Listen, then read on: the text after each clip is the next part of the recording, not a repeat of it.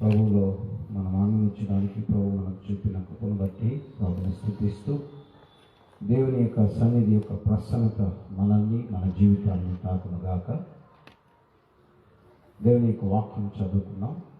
ఆదికాండం మొదటి అధ్యాయం మొదటి 4 వచనాలు. ఆది అందు దేవుడు భూమి ఆకాశం సృజించెను. భూమి నిరాకారంగా శూన్యంగా ఉండెను. చీకటి అగాధ జలములపై కమ్మి ఉండెను. దేవుని ఆత్మ జలములపై అల్లాడుచుండెను. దేవుడు వెలుగు కమ్మని పలుకగా కలిగెను. వెలుగు మంచిదైనట్టు దేవుడు చూచెను. దేవుడు వెలుగును చీకటిని వేరుపరచెను. దేవుడు వెలుగును పగలని చీకటి రాత్రిని పేరు పెట్టాను. అస్తమయం ఉదయం కలుగగా ఒక దినమాయం. ప్రార్థన చేసుకున్నాం. మహోన్నతుడైన మా పరలోకపు ప్రేమైన తండ్రి, ఈ సన్నిధి కాంతి మా మీద ప్రకాశింపచేయండి ప్రభా. నిలబడుతున్న నన్ను మీ సిలువు చాటును మరుగుపరచండి ప్రభా. నేను మాట్లాడడం వలన ఎవరికి ప్రయోజనం ఉండదు ప్రభా. ఎవరిని నేను నాయన తండ్రి సంతృప్తి పరచలేదు. నేను మనిషిని ప్రభా, బలహీనుని. కానీ నువ్వు నన్ను నాయన నీ యొక్క వశపరచుకొని నీ సిలువలో నాయన నువ్వు కార్చి రక్తం ద్వారా నన్ను మమ్మల్ని అందరినీ కడిగి నీ వాక్కులు మా అందరి హృదయంలో తృప్తిపరచడంలాగా సహాయం చేయమని, నన్ను ఒక స్వరంగా, నన్ను ఒక బోరగా మీరు వాడుకొని మీరు మాత్రమే మహిమ ఘనత ప్రభావములు చెల్లించుకోమని, ఈ వాక్యం చేత నన్ను మమ్మల్ని తాకమని దర్శించమని ఇటు శ్రేష్టమైన సమయం కొరకు కృతజ్ఞతాస్తుతులు చెల్లిస్తూ యేసుక్రీస్తు నామమున అడిగి వేడుకున్నాము తండ్రి, ఆమేన్. ఈ మంచి సమయంలో ప్రభు సన్నిధిలో చేరి ఈ విధంగా గ్రేస్ బాప్టిస్ట్ ఫెలోషిప్ చర్చిలో ఈ విధంగా సహవాసంలో ఉండి దేవుని యొక్క వాక్యం ధ్యానించడానికి ప్రభు కృప చెప్పినందుకు ప్రభుని స్తుతిస్తూ, దేవుడు ఈ యొక్క సహవాసము అలాగే బయట నుండి వింటున్న వారు అలాగే ఈ సహవాసం కొరకు ప్రార్థిస్తున్న వారందరినీ కూడా ఆన్లైన్లో ఈ పరిచర్యలో పాల్గొంటున్న ప్రతి ఒక్కరిని కూడా దేవుడు దీవించి తన సన్నిధి కాంతితో ఉంచి నడిపించును గాక, తన కృపతో దించును గాక. దేవుని యొక్క ఆశీర్వాదాలు మెండుగా వారికి వారి కుటుంబాలకి ఈ పరిచర్యకు తోడ్పడుతున్న ప్రతి ఒక్కరికి తోడయండి నడిపించును గాక. నేను ప్రార్థిస్తున్నప్పుడు దేవుడు నాకు ఇచ్చిన ఆలోచన, నన్ను నడిపించిన భాగము, దేవుడు వెలుగుని కమ్మని పలుకగా వెలుగు కలిగెను. వెలుగు మంచిదైనట్టు దేవుడు చూచెను. ఈ మాట నన్ను ఎందుకో ప్రభావితం చేసి ఈరోజు మాట్లాడడానికి దేవుడు సహాయం చేశారు. ఈ మొదటి అధ్యాయం మొదటి 4 వచనాలు మనం చూస్తున్న ఈ భాగంలో మనకు కనపడుతున్నటువంటి ఈ యొక్క మొదటి అధ్యాయం 4 వచనాలు మొదటి దినం జరిగినటువంటి ప్రక్రియ. ఆదికాండం రాసింది మోషే భక్తులు. మోషే భక్తులని నేను ఎందుకంటానంటే పంచగ్రంథాలు రాసిన అథారిటేటివ్ లేకపోతే పంచగ్రంథాలని ప్రొడ్యూస్ చేసింది మోషే భక్తులని భక్తులు చాలామంది దీని మీద వ్యాఖ్యానం చేశారు. వాస్తవమే. ఎందుకంటే పూర్వము జరిగిన సంఘటనలు మనం ఒకసారి జ్ఞాపకం చేసుకుంటే మోషే భక్తుని ద్వారా దేవుడు పలికించింది నిర్గమకాండములో అద్భుతమైన విషయాలు. నిర్గమం ఎలాగ జరిగిందో ఆది ప్రారంభం కూడా దేవుడు మోషే గారి ద్వారా రాయించాడు. ఈ ఆదికాండం మొదటి అధ్యాయం 4-5 వచనాలు మనం చూస్తుంది. సృష్టి ఆల్రెడీ జరిగిపోయిన విషయాన్ని మొదటి వచనాన్ని చూస్తున్నాం. 2వ వచనంలో భూమి నిరాకారంగా శూన్యంగా ఉంటుందని మనం చూస్తున్నాం. ఈ వచనానికి మొదటి 2 వచనాలకి చాలా తేడా ఉంది. చాలా సంవత్సరాల గ్యాప్ ఉందని చాలా చరిత్రకారులు చెప్పారు. సరే, అది నేను వ్యాఖ్యానం చేయను. కానీ చాలా వరకు ఈ 2 వచనాల్లో ఉన్న గ్యాప్ వేల సంవత్సరాలని, ఆ 2 వచనాల మధ్యలో ఉన్నటువంటి ఆ యొక్క గ్యాప్ సాతానుడు భూమి మీదకి పడిపోవడం బట్టి భూమి యొక్క ఆకారం, సృష్టించబడిన భూమి యొక్క ఆకారము శూన్యంలోకి వచ్చిందని చరిత్రకారులు కొంతమంది వ్యాఖ్యానకర్తలు జ్ఞాపకం చేశారు. అప్పుడే చీకటి ఈ భూమి మీదకి పరిపాలన చేయడం ప్రారంభించిందని. దేవుడు మొదట పలికిన మాట ఏంటంటే వెలుగు కమ్మని పలుకగా.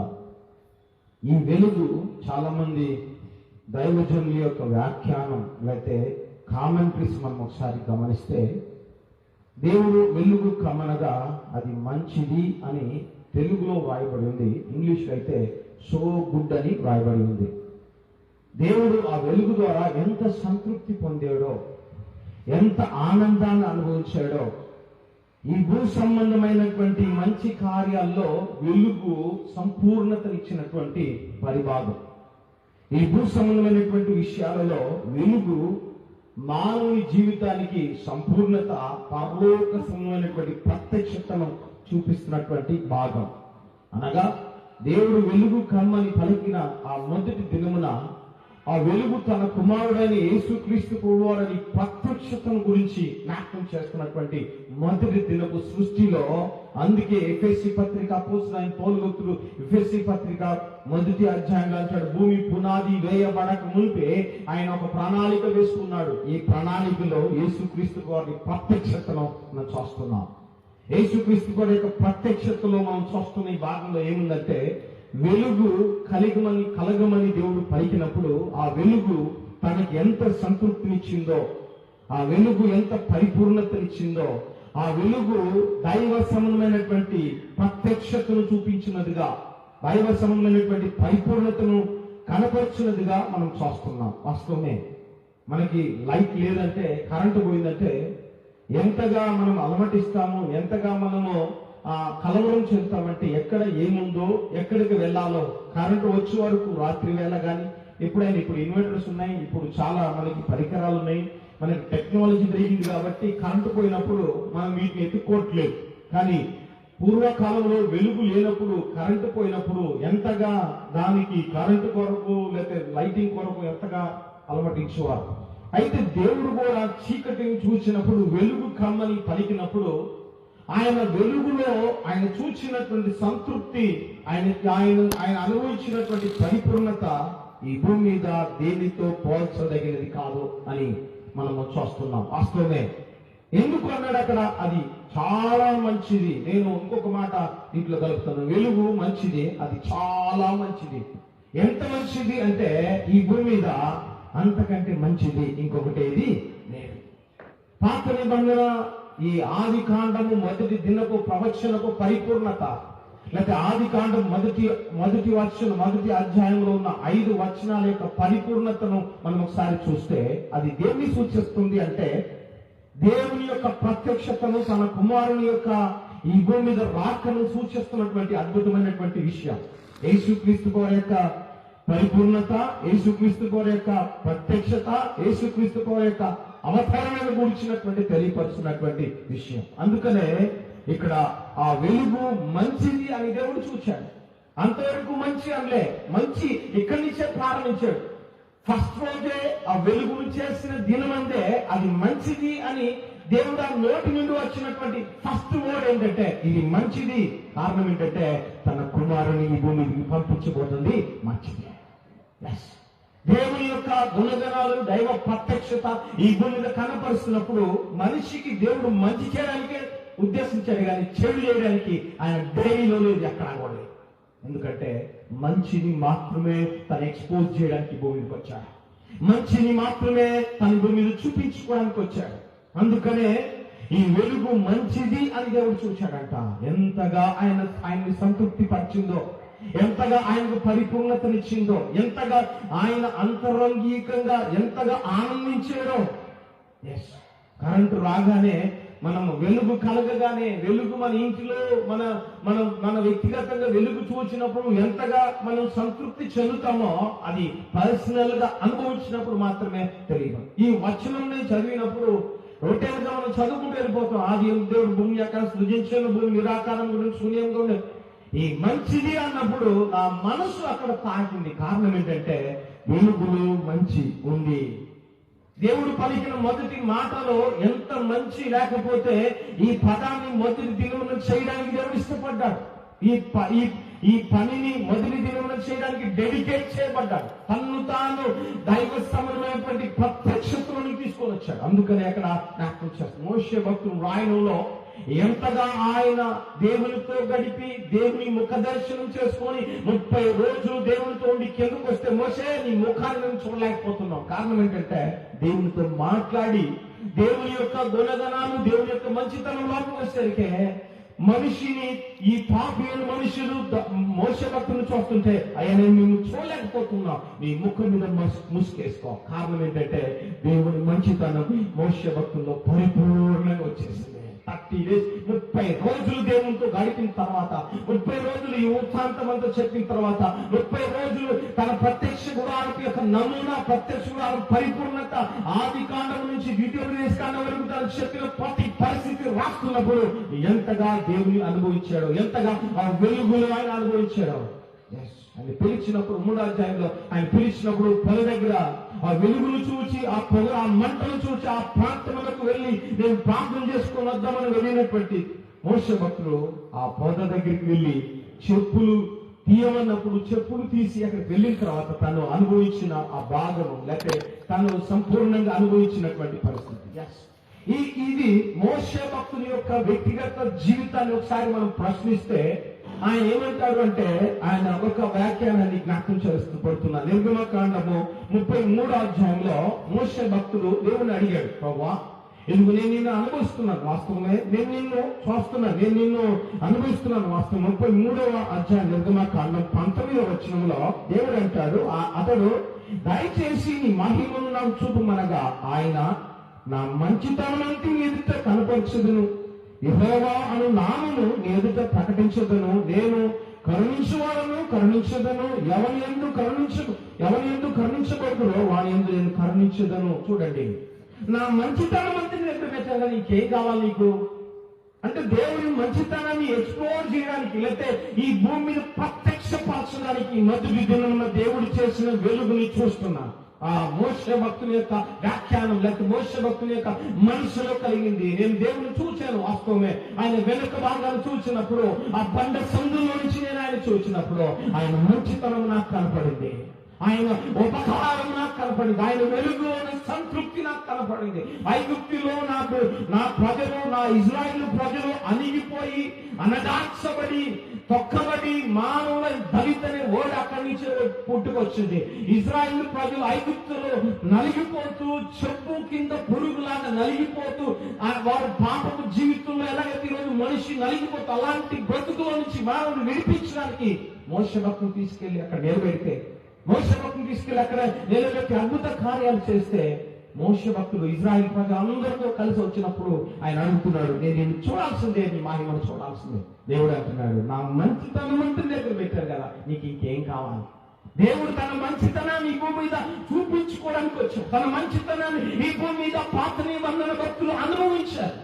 అందుకే ఆయన అంటున్నాడు 33వ అధ్యాయంలో, నా మంచితనం అంతటా నీ ఎదుట ఉంచాను కదా, ఇంకేం కావాలి మోషే? నా మంచితనం నీ దగ్గర ఉంది. ఇజ్రాయేలీని ఎలాగ కాపాడానో నీకు తెలుసు, ఇజ్రాయేల్ ఎలాగ నడిపించానో నీకు తెలుసు, ఇజ్రాయేల్ పట్ల నా మనసు ఏంటో నీకు తెలుసు, ఇజ్రాయేల్ నేను ఎలాగ మోసానో కూడా నీకు తెలుసు, ఇజ్రాయేల్ పట్ల నాకున్న ప్రేరణ ఏంటో కూడా నీకు తెలుసు. ఎందుకంటే నా సొంత ప్రజలు, నా కష్టార్జితం, నేను కష్టపడి సంపాదించుకున్న సొమ్ము ఎవడైనా దాని మీద ఏలు పెట్టాను ఊరుకోని. ఇప్పటికీ మనం చూస్తున్నాం, ఇజ్రాయిల్ కాపాడేవాడు కునుకుడు నిద్రపోయాడు వాగ్దానం ఈ రోజుకి ఇజ్రాయిల్ పట్ల నెరవేరుతూనే ఉంది. మనం చూస్తున్నాం, మనం ఆన్లైన్ లో చూస్తున్నాం. ఈ రోజు ఇజ్రాయిల్ మీద పాలస్తీనా దేశస్తులు బాంబులు వేస్తే ఏ బాంబు కూడా వారి దేశం మీదకి రావడానికి కూడా అర్హత. ఎందుకు తెలుసా? ఇదే వాగ్దానం. ఇజ్రాయిల్ కాపాడేవాడు కొనుక్కుడు తన మంచితనాన్ని కనపరచడమే, తన మంచితనాన్ని ఎక్స్ప్లోర్ చేయడమే, తన మంచితనాన్ని ఈ భూమి మీద చూపించడమే. అందుకే దేవుడు అన్నాడు, నా మంచితనం అంతా నీ ఎదుట ఉంచాను కదా, నీకు ఇంకేం కావాలి మోషే? దేవుని బిడ్డలారా, దేవుని మంచితనాన్ని, దేవుని యొక్క మంచితనాన్ని చూపించిన తర్వాత ఇంకా నేను చూడాలంటే అప్పుడు అంటున్నాడు దేవుడు, నా బండ సందులు నిలబడు, నేను వెళ్ళిపోతున్నప్పుడు నా వెనక భాగాన్ని చూసి నువ్వు సంతోషించు. ఎంత గొప్ప విషయం ఇది. అక్కడ దేవుడు వెలుగు కమ్మని పలికినప్పుడు తన మంచితనం అది మంచిది అని ప్రారంభించిన దేవుడు, మొదటి దినాన్ని ప్రారంభించిన దేవుడు, ఆ మంచితనం కాస్త ప్రజల మధ్యలోకి వచ్చినప్పుడు తన్ను తాను మంచిని చూపించుకోవడానికి ఇష్టపడినటువంటి దేవుని యొక్క ప్రత్యక్షత. అందుకే మోషే భక్తుల దగ్గర దేవుడు అంటున్నాడు, నా మంచితనం అంతా నీకు నేను కనపరిచాను కదా, ఇంకేం కావాలి నీకు? రెండోది యిర్మీయా ప్రవక్త దగ్గరికి ఒకవేళ మనం వస్తే, యిర్మీయా ప్రవక్త గారిని ఒకవేళ మనం ప్రశ్నిస్తే 31వ అధ్యాయంలో యిర్మీయా ప్రవక్త అంటాడు, అంటే ఆయన సొంత తన అనుభవంలో నుంచి, లేకపోతే తను అనుభవించినటువంటి విషయంలో నుంచి మనం చూస్తే ఆయన అంటాడు, దేవుని ప్రేమ ఈ భూమి మీద ఎంత గొప్పది అంటే చాలా గొప్పది. ఆయన అంటాడు, చాలా కాలం క్రిందట యెహోవా నాకు 31వ అధ్యాయం యిర్మీయా గ్రంథం 3వ వచనం, చాలా కాలం క్రిందట యెహోవా నాకు ప్రత్యక్షమై ఇట్లా నేను శాశ్వతమైన ప్రేమతో నిన్ను ప్రేమించిన వీడువక నీ ఎడల కృప చూపిస్తాను. చూడండి, యిర్మీయా ప్రవక్త యొక్క ఉద్దేశం ఏంటంటే ఇజ్రాయేల్ ప్రజలు నాశనం కాకూడదు, ఇజ్రాయేల్ ప్రజల మీదకి నాశనం రాకూడదు. ఆ దేవుని మంచితనాన్ని హృదయమంతా నింపుకొని, హృదయమంతా ప్రేరేపితుడై, తన హృదయమంతా నింపుకొని, ప్రేమను నింపుకొని ప్రజల మధ్యలో ఏడుస్తూ వెళ్ళి చెప్తున్నాడు, అయ్యా మారు మనసు పొందండి, దేవుని వైపు తిరగండి, దేవుని మంచితనాన్ని మీరు అనుభవించినట్ట, దేవుని మంచితనాన్ని మీరు ఎక్స్పీరియన్స్ చేయగలరు. దేవుని మంచితనం ఈ భూమిని దేనితో పోల్చదగినది కాదు, నేను అనుభవిస్తున్నాను. ఆ మంచితనం అనుభవించిన తర్వాత నేను ఎవరితో చూసినా, ఎవరితో కంపేర్ చేసినా ఆ మంచితనము ఎవరికి సరిపోయినది కాదు. అందుకే అంటున్నాడు, శాశ్వతమైన ప్రేమతో నేను ప్రేమించున్నాను. ఈ మాట ఆయన నోటి నుండి రావడానికి ఎంతగా దేవుని అనుభవించకపోతే, ఎంతగా దేవునితో తను సహవాసం చేయకపోతే, ఎంతగా దేవుని సమయంలో ప్రత్యక్షత హృదయంలో నింపుకోకపోతే దేవుని ప్రేమను ప్రకటించడానికి ఇష్టపడ్డాడండి. ఎంత మంచితనాన్ని అనుభవించాడు, ఎంతగా తన దేవుని శరీరం ఆ మంచితనాన్ని తన హృదయంలో నింపుకొని ఆ మంచితనం, ఆ ప్రేమను అనుభవిస్తూ అందరికీ ప్రేమను కొట్టినా దేవుడి మిమ్మల్ని దీవిస్తాడయ్యా అన్నాడు. ఆయన్ని తిట్టినా, తీసుకెళ్లి గోతులో వేసినా దేవుడు మంచోడయ్యా మిమ్మల్ని ప్రేమిస్తున్నాడని ప్రకటించాడు. ఈ ప్రేమను మాత్రమే ప్రకటించాడు. కారణం ఏంటి తెలుసా? ఇజ్రాయేల్ ప్రజలు ఇప్పటికైనా మారు మనసు పొందుతారేమో, ఇజ్రాయేల్ ప్రజలు ఎప్పటికైనా దేవుని వైపు తిరుగుతారేమో, దేవుని ఎందుకు వస్తారేమో, దేవునితో మరలా సమాధాన పడతారేమో. ఇది దేవుని యొక్క మంచితనం. దేవుడు ఆ రోజు వెలుగు చేసిన దేవుడు, మోషే భక్తుడికి తాను వెలుగుగా ప్రత్యక్షపరుచుకున్న దేవుడు, నేను మంచి దేవుణ్ణి అని తాను నిరూపించుకోవడానికి ఇష్టపడినటువంటి అద్భుతమైన దేవుడు. యిర్మీయా ప్రవక్త అందుకే అంటున్నాడు, శాశ్వతమైన ప్రేమతో నేను ఎదురు ప్రేమిస్తున్నాను. ఆ మాట ఈ రోజుకి నిత్య నూతనత్వంగా వాడబడుతుంది. కారణం ఏంటి తెలుసా? దేవుని యొక్క ప్రేమ. అందుకే యేసే క్రొత్త నిబంధనలో దేవుడు లోకమును ఎంతో ఎంత ప్రేమించాడు, దానికి వివరణ లేదు, దానికి హద్దులు లేవు. దేవుని బిడ్డలారా, ఇక్కడ దేవుని యొక్క మాటను బట్టి, దేవుని యొక్క మాటను బట్టి, దేవుని యొక్క ఉద్దేశాన్ని బట్టి మనం అక్కడ భాగంలో మొదటి అధ్యాయం 4 వచనాల్లో ఉన్న మొదటి దినమున చేసిన ఆ వెలుగు ఎంత మంచిదో చూశారా? ఆ మంచిది మోషే భక్తులు ఎక్స్పీరియన్స్ చేశాడు, యిర్మీయా ప్రవక్త ఎక్స్పీరియన్స్ చేశాడు. అయితే ఆ వెలుగు వద్దకు నువ్వు రావడానికి ఇష్టపడుతున్నావా? కొత్త నిబంధన ప్రకారం మనం కొత్త నిబంధనలకు మనం ఒకసారి వస్తే 3 విషయాలు నేను జ్ఞాపకం చేసి నేను ముగింపులోకి వస్తాను. యోహాను సువార్త 1వ అధ్యాయంలో యేసుక్రీస్తు వారిని గురించిన ప్రత్యక్షతను గురించి రాస్తూ యోహాను సువార్తికుడు భక్తుడైన యోహాను భక్తుడు, యేసు వారి యొక్క ప్రియమైన శిష్యుడు, జెబెదయి కుమారుడైనటువంటి యోహాను భక్తుడు రాస్తున్నటువంటి అద్భుతమైన మాట 1వ అధ్యాయం 3వ వచనాన్ని చూస్తే, ఆదియందు వాక్యం ఉండేను, ఆ వాక్యము దేవుని యొద్ద ఉండేను, ఆ వాక్యము దేవుడే ఉండేను, ఆయన ఆదియందు దేవుని యొద్ద ఉండేను, ఆ సమస్తము ఆయన మూలముగా కలిగినదేవి ఆయన లేకుండా కలగలేదు, ఆయనలో జీవం ఉండను, ఆ జీవం మనుషులకు వెలుగై ఉండను. ఇది మంచిదే. యేసు క్రీస్తు వారు మొదట కలిగిన ఆ మాట, మొదట వచ్చినటువంటి ఆ మాట, ఇది వెలుగు కలుగును కాక అన్నప్పుడు యేసు క్రీస్తు వారిని ఆ రోజు తండ్రి అయిన దేవుడు చూచాడండి. అది ఆయన ఉద్దేశం. యోహాను భక్తుని యొక్క వివరణ, మత్తయి సువార్తికుని యొక్క వివరణ వంశావళి, మార్కు సువార్తికుని యొక్క వివరణ ఆయన యేసుక్రీస్తు వారి యొక్క పరిచర్య ప్రారంభము, యోహాను సువార్తికుని యొక్క వివరణ గ్రీక్ యొక్క సంపూర్ణతను గురించి జ్ఞాపకం చేస్తూ, గ్రీక్ యొక్క పరిపూర్ణతను గురించి ఎక్స్ప్లోర్ చేస్తూ, ఆయన ఉద్దేశం ఏంటంటే వాక్యమైన దేవుడు ఈ భూమికి శరీరధారి కృపా సత్య సంపూర్ణంగా భూమికి వచ్చాడు. అదే విషయాన్ని జ్ఞాపకం చేస్తున్నాడు. అందుకనే ఇక్కడ జ్ఞాపకం చేస్తున్నటువంటి విషయం మొదటి వచనం, అనగా మొదటి అధ్యాయంలో ఆయనలో జీవం ఉండేను, ఆ జీవం మనుషులకు వెలుగై ఉండేను. ఇది ఆయనలో ఉన్న పరిపూర్ణత. ఆ రోజు దేవుడు కలగమని పలికిన వెలుగు ఏ రోజు వరకు అది ఏ రోజు వరకు పరిపూర్ణత చెందల అంటే కొత్త నిబంధన కాలం వరకు అది పరిపూర్ణంగా దాచబడినటువంటి వెలుగుగా మనుషులు అనుభవించారు. పాత నిబంధనలో ప్రత్యక్షురాల దగ్గరికి వెళ్ళి అనుభవించారు. పాత నిబంధనలో ప్రత్యక్షురాల దగ్గర దేవుడి దగ్గర వాళ్ళు అనుభవించారు. ఆ మంచిని టేస్ట్ చేశారు. అయితే కొత్త నిబంధనలో యేసుక్రీస్తు వారి యొక్క ప్రత్యక్షత తర్వాత యోహాను భక్తుడు రాస్తున్నాడు, ఆయనలో జీవం ఉండేను, అది మనుషులకు వెలుగై ఉండేను. ఈ వెలుగు మొదటి దినమున చేసిన వెలుగు. అందుకే అంటే తర్వాత వెలుగు సూర్యుని చంద్రుని చేశాడు, సూర్యుని చేశాడు, పగలు రాత్రి వేరుపరిచాడు. వాస్తవమే, ఆ వెలుగు యేసు క్రీస్తు ప్రభువారే. అందుకే అక్కడ అంటాడు, ఇక్కడ ఈ యొక్క మొదటి అధ్యాయం 2వ వచనంలో ఆయన లేకుండా ఏది కలగలేదు, సమస్తము ఆయన మూలముగా కలిగినది ఏది ఆయన లేకుండా ఆయన లేకుండా యేసు క్రీస్తు ప్రభువు యొక్క వెలుగు, తన కుమారుడైన వెలుగు ఈ భూమి మీదకి వచ్చి ఆ మనుషులకు జీవమిచ్చి వెలుగుగా తను తాను ప్రత్యక్షపరచుకోవడానికి కష్టపడ్డాడు. అందుకే దేవుడు అన్నాడు, మొదటిది అది మంచిది, సో గుడ్, చాలా మంచిది. ఎక్కడెక్కడ మంచిది అన్నాడు అంటే కొన్ని దగ్గరలో మాత్రమే మంచిది అన్నాడు.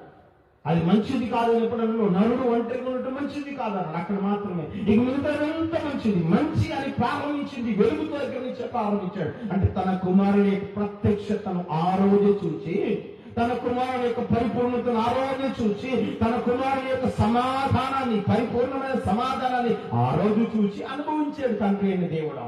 ఆయన ప్రణాళిక, ఆయన ఉద్దేశము, ఆయన పరిపూర్ణత, ఆయన సంపూర్ణత యేసు క్రీస్తు ప్రభువు. అందుకే అక్కడ అంటున్నాడు, ఆయనలో జీవం ఉండెను, ఆ జీవం మనుషులకు వెలుగై ఉండెను.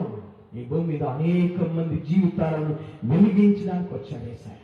ఆరిపోయిన దీపాలను వెలిగించడానికి వచ్చాడు, ఆరిపోయిన జీవితాలను వెలిగించడానికి వచ్చాడు. అందుకే సాదృశ్యంగా ప్రత్యక్షురాలంలో ఒక చిన్న విషయాన్ని జ్ఞాపకం చేసిన ముందుకెళ్ళి, ప్రత్యక్షురాలంలో దేవుడు అన్నాడు, నువ్వు దీపవృక్షం చేయి, అది ఏడు కొమ్మలతో అది ఉండాలి, 7 ప్రమిలతో అది ప్రమిదలతో ఉండాలి, 7 ఎప్పుడు వెలుగుతూనే ఉండాలి సుమి, అది ఆరిపోకూడదు. అందుకే సమయంలో మొదటి అధ్యాయం 3వ అధ్యాయంలో మాట వాయబడి ఉంది. మొదటి సమయంలో 3వ అధ్యాయము సమయలు గురించి రాస్తూ 3వ అధ్యాయం మొదటి వచనంలో సమయలు గారిని పరిచయం చేస్తున్నటువంటి ఆ భాగంలో అద్భుతమైన మాట ఆయన జ్ఞాపకం చేస్తూ 3వ అధ్యాయం మొదటి వచనం నుంచి, బాలుడైన సమయలు ఏలి ఎదుట యెహోవాకు పరిచర్య చేసిండు. ఆ దినమునందు యెహోవాకు ప్రత్యక్షము తరచుగా తటస్థించలేదు. ఆ కాలము ఏలి కన్నులు మన దృష్టి కలగైనందున అతడు చూడలేక తన స్థలమందు పండుకొని ఉండగా దీపము ఆరిపోక మునుపు, ఏ దీపము? ప్రత్యక్ష గుడారం యొక్క దీపము ఆరిపోక మునుపు. పండుకోబోయే ముందు ఆ దీపాన్ని చూసుకొని పండుకోవాలి. యాజకుని యొక్క పని ఏంటంటే ఆ ప్రత్యక్ష గుడారం దీపం ఆరిపోయేవాడు. ఆరిపోతే ప్రార్థన ఆగిపోయినట్టు, ఆగిపోతే దేవుని యొక్క వెలుగు ఈ భూమి మీద ఆగిపోయినట్టు. అందుకని ఆ దీపమును దాంట్లో నూనె ఉన్నంత వరకు ఒత్తి తీసి పెట్టి వదిలి వరకు అది కాలుతుంది, అది వెలుగుతూ ఉంటుంది అంటే అప్పుడు పడుకుంటారు. మధ్యరాత్రులు ఏమైనా వెళ్ళిపోతే మళ్ళా ఆ యొక్క దీపాన్ని చూడాలి, అది ఆరిపోవడానికి వీల్లేదు. అందుకే ఆరిపోవక మునుపు, ఆ దీపం ఆరిపోవక మునుపు, ఆ దీపము ఆరిపోకుండా ఉండడానికి ఆ యొక్క దీపాన్ని దేవుడు చేయమని చెప్పాడు. దేవుని బిడ్డలారా, పాత నిబంధనలో కరుణాపీఠం దగ్గర ప్రత్యక్షులారం అతి పరిశుద్ధ స్థలంలో వెలుగు సూచిస్తే, యేసుక్రీస్తు వారి భూమికి జీవముగా వచ్చి మన కోసం మనం వెలిగించడానికి వస్తే ఎంతవరకు ఈ మంచితనాన్ని మనం అనుభవిస్తున్నాం, ఎంతవరకు ఈ మంచితనాన్ని మనం ఎక్స్పీరియన్స్ చేస్తున్నాం బిడ్డలారా. యేసయ్య ఆయన ఉద్దేశం ఏంటంటే ఈ భూమి మీద తన మంచితనాన్ని ఈ భూమి మీద కనపరచాలి, తన మంచితనాన్ని ఈ భూమి మీద చూపించాలి. అందుకే ఆ వెలుగులో ఏముందంటే జీవం ఉంది అని జ్ఞాపకం చేస్తున్నాడు. ఆ రోజు ఆ జీవాన్ని తండ్రి అయిన దేవుడు అనుభవించాడు. అందుకే ఇది మంచిది, ఈ జీవము, వెలుగులో ఉన్న జీవం మంచిది, చీకటిని వెలుగును వేరుపరిచి అది వెలుగు మంచిది అని దేవుడు ముద్ర వేశాడు. ముద్ర ఆ రోజు రాజముద్ర పడింది. ఈ ముద్రను కదపడానికి ఎవరి వల్ల కాలేదు భూమిలో. ఆ వెలుగుకి ఎంతో మంది మనకు తెలుసు. ఆరాధ్య మూర్తి గారు మన యొక్క రేడియో ప్రసంగికులు, ఆయన అంటారు, యోహాను సువార్త నేను చదువుతున్నా, ఎందుకంటే తప్పులు పట్టడానికి. తప్పులు పట్టడానికి నేను చదువుతుంటే నా తప్పులు పట్టుకున్నాయి. యోహాను సువార్తలో ఉన్న విషయాన్ని నేను చదువుతున్నప్పుడు నా తప్పులు ఎత్తి చూపిస్తుంటే నేర్చి ప్రార్థన చేసి యేసుక్రీస్తు వారిని సొంత రక్షకులుగా నేను అంగీకరించాను. ఆ వెలుగు నాలోకి వచ్చి ఆ వెలుగు నాలో ఉన్న చీకటిని తెలియపరిచినప్పుడు, ఆ వెలుగు నన్ను వెలిగించినప్పుడు ఈ భూమి మీద వెలుగు కంటే ఇంకొకటి గొప్పదేది దేవుని బిడ్డలారా, ఈ భూమి మీద వెలిగించడానికి వచ్చిన యేసయ్యని నువ్వు అంగీకరించావా? వెలిగించడానికి వచ్చిన యేసయ్య యొక్క ఆధ్యాత్మికమైన మాటలు నీ జీవితాన్ని వెలిగించగలిగితే నీలో ఉన్న చీకటి తొలగిపోతుంది. నీలో ఉన్న శారీరకమైన లోకసమైన చీకటి తొలగిపోతుంది. చాలా మంది చూడండి, ఎంత సంపాదించినా నెమ్మది ఉండదు. ఇంకా సంపాదించాలి, ఇంకా ఏదో సాధించాలి, ఇంకా ఇంకా ఇంకా ఇంకా అనుకుంటారు. కానీ యేసుక్రీస్తు వారిని మన హృదయంలోకి ఆహ్వానించి, ఆయన వైపు మనం చూస్తే, అందుకే నికోదేమంటాడు, ఆయన రాత్రి వేళ వచ్చి నికోదేము 3:1 ఇరువురు అధికారి నికోదేము పరిశోధకుడు ఒకడు ఉండేను. అతడు రాత్రి వేళ ఆయన యొద్దకు వచ్చి, బోధకుడా, నీవు దేవుని ఎదురు వచ్చిన బోధకుడు మేము ఎరుగుదమో, దేవుడు తోడై ఉంటేనే కానీ నీవు చేర్చిన సూచక్రియలు ఎవడు చేయడు. ఎంతకంటే మంచిది ఎవరు చేయడయ్యా. నీ బోధ వింటుంటే, నీ కదలిక చూస్తుంటే, నిన్ను నేను చూస్తుంటే ఈ భూమికి పరలోకం దిగొచ్చినట్టుంది. మేము ఫ్లాట్ మేము సభలో మేము ఫ్లాట్ మేమందరం నీ గురించి డిస్కషన్ చేసుకుని ఎవరి గురించి డిస్కషన్ లేదు. కారణం ఏంటంటే నీలో ఉన్న వెలుగులో జీవం ఉంది. నీవు ఈ భూమి మీదకి వచ్చిన ప్రత్యక్షపరచబడ్డానికి దేవుని కుమారుడుగా, పరిపూర్ణమైన దేవుని కుమారుడుగా మేము అంగీకరించడానికి ఇష్టపడుతున్నాం. కానీ మా పరిచర్య, మా ధర్మశాస్త్రము, మేము చేసుకున్న ఆ యొక్క తీర్మానాలన్నీ పోతాయా. అందుకని రాత్రి వేళ వచ్చి యేసుక్రీస్తు దగ్గరికి వచ్చి అడుగుతున్నాడు. దేవుని బిడ్డలారా, యేసుక్రీస్తు యొక్క వెలుగు మనలో మంచి నింపడానికి వచ్చింది. మనం మంచి చేయడమే ఉద్దేశం. మంచి యేసుక్రీస్తులో అనుభవించి, యేసుక్రీస్తు ఆయన హృదయంలో అంగీకరించి, హృదయంలో ఆస్వాదించి మనం మంచి చేసేవారిగా ఉండాలని ఆయన కోరుకుంటున్నాడు. మంచిని మాత్రమే ఈ భూమిని ప్రభువు ఇచ్చాడు. చెడును విత్తలే. చెడు ఆయనకు తెలియదు. చెడు తెలియడం ఆయన డైరీలో కాదు, ఆయన జీవిత చరిత్రలో లేదు ఎక్కడా కూడా. అందుకని ఆయనలో జీవం ఉండేను, ఆ జీవం మనుషులకు వెలుగై ఉండను. దేవుని బిడ్డలారా, ఈ మొదటి మాటను బట్టి మనం చూస్తే ఆ జీవం మనుషులకు ఎంతగా వెలుగునిచ్చిందో. అందుకే కింద మనం చూస్తే 12 తను ఎందరూ అంగీకరించుదురో అనగా తన నామమును విశ్వాసం ఉంచి వారికి దేవుని పిల్లలకు ఆయనకు అధికారము, అది పరిపూర్ణత.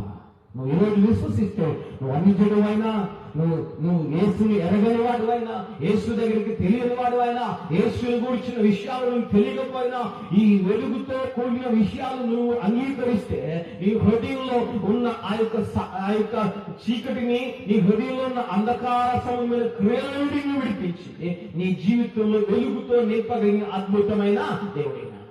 ఈ భూమి మీద ఆయన తప్ప, ఈ భూమి మీద దేవునితో ఇక్కడ ఆయన చూచి ఏమనుభవించాడు ఆ రోజు. తండ్రి అయిన దేవుడు ఆయన చూచి ఏమనుభవించాడు? మంచిగా అన్నప్పుడు ఏమేమి అనుభవించాడు? పరిపూర్ణత అనుభవించాడు, సమాధానాన్ని అనుభవించాడు, పరిపూర్ణమైనటువంటి మంచితనాన్ని ఆయన అనుభవించాడు. ఈ సమాధానం తిరిగి కట్టడానికి యేసుక్రీస్తు వారు ఏ సమాధానాన్ని అయితే ఆదాము కోల్పోయాడో, ఏ సంబంధం అయితే, ఏ రిలేషన్షిప్ అయితే కోల్పోయాడో, ఏ సంబంధం అయితే కోల్పోయాడు, అదే సంబంధాన్ని యేసుక్రీస్తు రీకన్స్ట్రక్ట్ చేయడానికి వచ్చాడు. అందుకే ఆయనలో జీవం ఉండేదో, ఆ జీవం మనుషులకు వెలుగై ఉండేది. ఈ భూమి మీద వెలుగు యేసుక్రీస్తు యొక్క ప్రత్యక్షత ద్వారా ప్రత్యక్షపరచబడిన ఆధ్యాత్మికత, అది మంచిది. యేసుక్రీస్తు వారిని భూమి మీదకి పంపించడం మంచిది. ఇంతకంటే ఉపకారం ఎవరు చేశారండి నీకు? నాకు ఇంతకంటే ఉపకారం, పరలోక సమమైనటువంటి ఆశీర్వాదాన్ని ఈ భూమి మీద అనుభవించండి, నేను ఈ భూమి మీద ఉన్నప్పుడే ఇస్తాను. ఎంత చెడ్డవరం అండి మనం. ఎంతసేపు మనకి 24 గంటలు దేవుడు సమయాన్ని ఇచ్చాడు. 24 గంటల్లో దశభాగం ఇస్తే కనీసం 2.5 గంటలు ప్రభు కొరకు వెచ్చించాలి.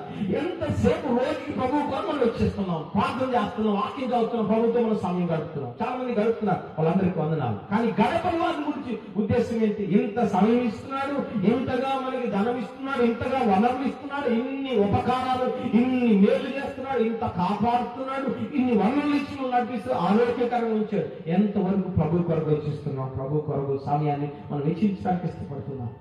ఒకవేళ ఆయన మంచితనం మనం అనుభవిస్తూ కూడా ఇంకా మనం చెడు చేసేవారు ఉంటే ఇప్పటికైనా మనం మారుదాం. ప్రభు మంచితనమే చేయడానికి ఈ భూమి మీద నాకు సాధ్యం. ఎంతకంటే ఈ భూమి మీద నీ కొరకు మంచి చేసిన వారు ఎవరు? నేను యేసుక్రీస్తు వారు మాత్రమే మంచి. అది మంచిది. యేసుక్రీస్తు వారి యొక్క జీవంతో కూడిన వెలుగు నేను వెలిగిస్తే ఆ వెలుగు ఇతరులకు ఉపకారం చేయడానికే ఉపయోగపడుతుంది, కానీ కీడు చేయడానికి అది ఉపయోగపడదు. అది కీడు చేయడం అనే ఉద్దేశము కాదు. రెండోది మనం చూస్తే 3వ అధ్యాయం యోహాను సువార్త 3వ అధ్యాయము 19వ వచనం మనం చూస్తే, ఆయన విశ్వాసం ఉంచి వాడికి తీర్పు తీర్చబడేను, విశ్వసింపని వాడికి దేవుని అద్వితీయ కుమారుని నామం విశ్వసించలేదు కనుక వానికి ఇంత మునుపే తీర్పు తీర్చబడేను. ఆ తీర్పు ఇదే: వెలుగు లోకములోకి వచ్చాను కానీ తమ క్రియలు చెడ్డమైనందున మనుషులు వెలుగుని ప్రేమింపక చీకటిని ప్రేమించింది. రెండోది ఏమంటున్నాడు? ఇక అంగీకరించినటువంటి వ్యక్తుల గురించి మాట్లాడాలి. అంగీకరించిన వ్యక్తులు ఒక గుంపు నుండి అంగీకరించలే. వారెవరంటే ఇక్కడ అంటున్నాడు, ఆ తీర్పు లోకంలోకి వచ్చను. ఆ తీర్పు ఏంటంటే వారు చెడ్డని ప్రేమించారు, చెడుని ప్రేమించారు, దుష్క్రియలు చేయవారంట. దుష్క్రియలు కింద మనం చూస్తే 20 వచ్చిన దుష్క్రియలు చేయి ప్రతివాడు వెలుగుని ద్వేషించున్నాడు. తన క్రియలు దుష్క్రియలుగా కనపడినట్లు వెలుగునొద్దకు రాడు. తన క్రియలు చెడ్డమైనందున, దుష్క్రియలైనందున, చెడ్డ క్రియలు. పరిసయ్యులు, శాస్త్రులు మనం ఒకసారి వాళ్ళని మనం లిస్ట్ లోకి తీసుకుంటే దుష్క్రియలు చేయడానికి పరిస్థితి ఎలాగా అంటే అన్యాయంగా దోచుకోవడం. వారు ఈ పరిసయ్యులు, శాస్త్రుల యొక్క పరిస్థితి ఎలా ఉందంటే న్యాయం ప్రవహించాలని, నీతి ప్రవహించాలని ఆమోసు ప్రవక్త ప్రవచించినటువంటి ఆ మాట రెండు మాటలు. నీతి న్యాయం ప్రవహించాలని ఇష్టపడితే నీతి లేదు, న్యాయం లేదు. తమ క్రియలు చెడ్డవే, తమ క్రియలు దుష్క్రియలు. కొత్త నిబంధనలో యేసుక్రీస్తు వారు చాలా సార్లు వారిని గర్వించారు, వేషధారులారా. కారణం ఏంటంటే వారి క్రియలు చెడ్డవి. 23వ అధ్యాయంలో మత్తయి సువార్త 23వ అధ్యాయంలో చాలా సార్లు తిట్టాడు వారిని. ఏమని తిట్టాడంటే వేషధారులారా. వారి క్రియలు చెడ్డమైనందున ఇంకొక మాట కూడా అంటాడు లూకా సువార్తలో. ఆయన అద్భుతమైనటువంటి మాట అంటాడు. ఏమంటాడు అంటే లూకా సువార్తలో ఆయన జ్ఞాపకం చేస్తూ, ఇదిగో మీరు ప్రవేశించు వారిని ప్రవేశించారు. 11వ అధ్యాయంలో ఆయన జ్ఞాపకం చేస్తూ 52వ వచనం, అయ్యో ధర్మశాస్త్రోపదేశకులారా, మీరు జ్ఞానమును తలపుచు ఎత్తుకొని పోతుంది, మీరు లోపలికి ప్రవేశింపు వారికి మీరు అడ్డగించుదురు అని చెప్పాను. చూడండి ఎంత గొప్ప విషయం అది. మీరు ప్రవేశించడంట, ప్రవేశించే వారికి అడ్డుకోవడమే నిలబడతాం. ఇది చెడ్డ క్రియ. మనం ప్రవేశించకపోయినా పర్వాలే, ఇంకొకరికి మన రక్షణ, ఈ కుటుంబము లేదా పరిచర్య చేయడానికి ఈ కుటుంబం పైన ప్రయాస ఆశీర్వాదకరంగా దేవుడు మారుస్తాడు. ఎందుకంటే మంచిని ప్రకటిస్తుంది. యేసుక్రీస్తు వారి యొక్క నామస్మరణ ఈ భూమి మీద ఈ ప్రజలందరికీ దీవెనకరంగా మార్చబడుతుంది. దేవుడు తన చేసిన తన నామస్మరణ, తన నామం ఎక్కడైతే గణపరచబడుతుందో, తన నామం ఎక్కడైతే హెచ్చించబడుతుందో ఖచ్చితంగా ఆ రోజుల్లో దొంగ వచ్చి భూమి మీద ప్రకటించిపోయారు. వారు చనిపోతూ వారు ఏమి తీసుకోలే, ఇక్కడికి తీసుకొచ్చి డబ్బులు ఖర్చు పెట్టి మనకి స్థలాలు కొనిచ్చి మనకి ఇన్ని చేసి విద్య అందించి ఈ రోజు మన స్థితిలో ఉన్నాం. ఈ రోజు మన స్థితిలో ఉండడానికి కారణం దాడులు చేసే సమర్పణ. ఎంత మంచి వారు అనుభవించకపోతే, ఎంత మంచి వారు ప్రాక్టికల్ గా అనుభవించుకొని ఈ రోజు ఈ స్థితిలో ఉండడానికి మనం కారు వేసుకొని తిరుగుతున్నాం, లేదా విమానాల్లో తిరుగుతున్నాం, ఇతర దేశానికి వెళ్తున్నామంటే వారు చేసిన మంచి పనులు. అంటే వారు అనుభవించారు. ఆ అనుభవము, ఆ ఎక్స్పీరియన్స్ ఏంటంటే ఇతరులతో కంపేర్ వద్దు, మేము డెడికేట్ చేసుకో. ఈ ఉద్దేశం ఆ రోజు పరిచయాల జీవితాల్లో లేదు. ప్రవేశించు వారికి అడ్డుకోవడానికి నిలబడతారంట. ఇది ఎంత చెడ్డ కార్యమో చూసారా? అంటే వేషధారంతో కూడిన జీవితము, దేవునికి ఆయాసకరమైన చెడు క్రియలు నువ్వు ప్రవేశించవు. వాస్తవమే, ఇంకొకరిని ప్రవేశించకుండా ఉండడానికి అడ్డుకోవడానికి నిలబడుతుంది. అది దేవునికి ఇష్టం లేదు. దేవుని బిడ్డలారా విడిచిపెడతాం వచ్చినాడంటే దేవునికి ఇష్టం లేని క్రియలు, దేవునికి ఆయాసకరమైన క్రియలు, దేవుని దుఃఖపెట్టినవి, దేవుని బాధ పెట్టినవి, వాటినన్నింటినీ మనం విడిచిపెడతాం. దేవుడు కోరుకుంటున్న ఏంటంటే మంచిని చేయడానికి, మంచిని చేయడమే అని ఉద్దేశం. చెడును చేయడం అన్న ఉద్దేశం కానే కాదు, ఎక్కడా కూడా లేదు, ఏ కోశాన కూడా లేదు. వారు ఆయన అంగీకరించలేదు. చాలా దగ్గరలో ఉంది.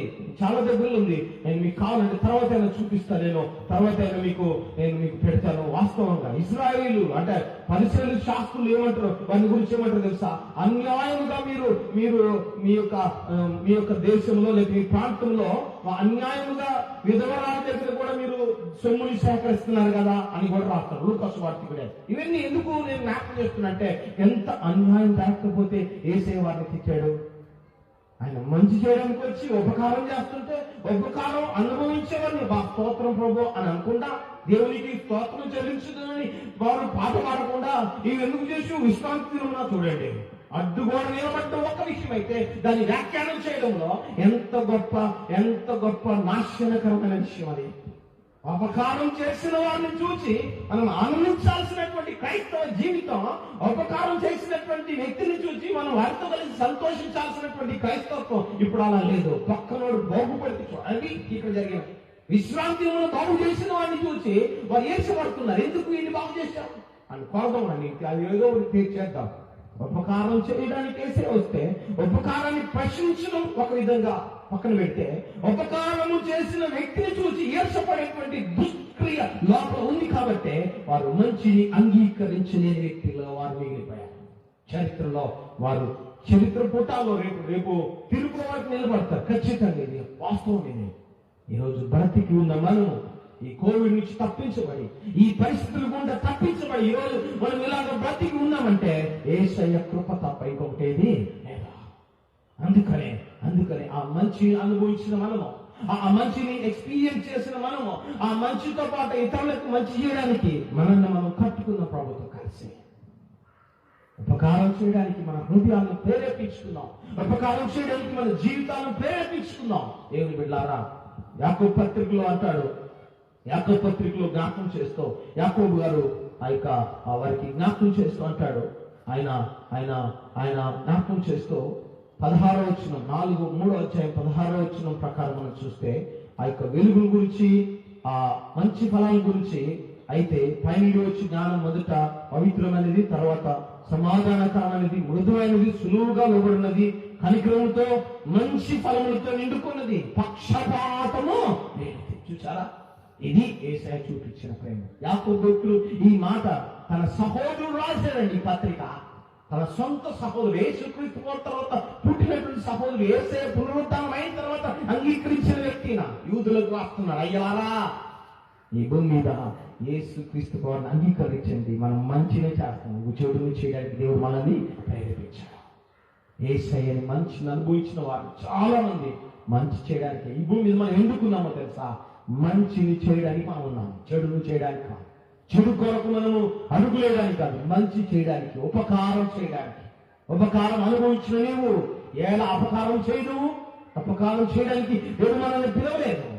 ఏదైనా ఒకవేళ పొరపాటున ఏమైనా జరిగిందనుకోండి, తీసేద్దాం, దాన్ని టైంలో నుంచి మన జీవితం నుంచి తీసేద్దాం. ఎందుకంటే మనకి మంచి చేసిన దేవుడు, ఆ రోజు మంచి అనే దేవుడు ఈ రోజుకి అది మంచిదే. అది దాంట్లో చెడు ఎక్కడా లేదు. ఎంత చూసినా, ఎంత పట్టుకొని ఏ మూల చూసినా, ఏ పరిస్థితుల్లో చూసినా అది ఈ రోజుకి మంచి జరుగుతూనే ఉంది. దేవుని రాజ్య ప్రకటనలో మంచి ఉంది కానీ చెడు ఎక్కడా లేదు. అందుకని చెడుని విడిచిపెట్టి, ప్రభువా నీ వెలుగులో ఉన్నటువంటి ఆధ్యాత్మికమైన వేలుతో నింపి మంచిని నేను అనుభవించి ఇతరులకు మంచిగా. మూడోది నేను జ్ఞాపకం చేసి ముగిస్తాను. యేసుక్రీస్తు అన్నారు మత్తయి సువార్త 5వ అధ్యాయంలో ఒక అద్భుతమైన మాట, కొండ మీద ప్రసంగంలో అద్భుతమైన మాట మాట్లాడారు. 3వ అధ్యాయం 5వ అధ్యాయం 13వ వచనంలో, మీరు లోకములకు ఉప్పై ఉన్నారు, ఉప్పు నిస్సారమైతే దేని వల్ల సారం పొందును? అది బయట పారవేయబడి మనుషుల చేత రొక్కబడుటకే గాని అది మరి దేనికి పనికిరాదు. మీరు లోకమునకు వెలుగై ఉన్నారు, కొండ మీద నుండి పట్టణం మరుగై ఉండనేరదు. మనుషులు దీపం వెలిగించి కొంచెం పెట్టరు కానీ అది ఇంటి నుండి వారందరికీ వెలిగించుటకై దీపస్తంభం మీదనే పెట్టుకున్నాం. దీపస్తంభం మీదనే ఒక స్టేజ్ దేవుడిస్తాను. ఎందుకు తెలుసా? ఈ భూమి మీద యేసయ్యను ధరించిన నీవు, యేసయ్యను అంగీకరించిన నీవు, యేసుని నీ సొంత రక్షకునిగా అంగీకరించి నువ్వు అనుభవిస్తూ మంచిని చేస్తున్నప్పుడు దేవుని నువ్వు కింద ఉంచాలా? ఎక్కడ తీసుకెళ్లి పెడుతుంటే ఎక్కడ ఉండాలో అక్కడ ఉండడానికి ఆయన ఆయన నిన్ను ఎత్తుకుంటాడు. ఎందుకంటే ఈ భూమి మీద ఆయన కంటే మంచి దేవుడు ఈ భూమి మీద ఎవరు?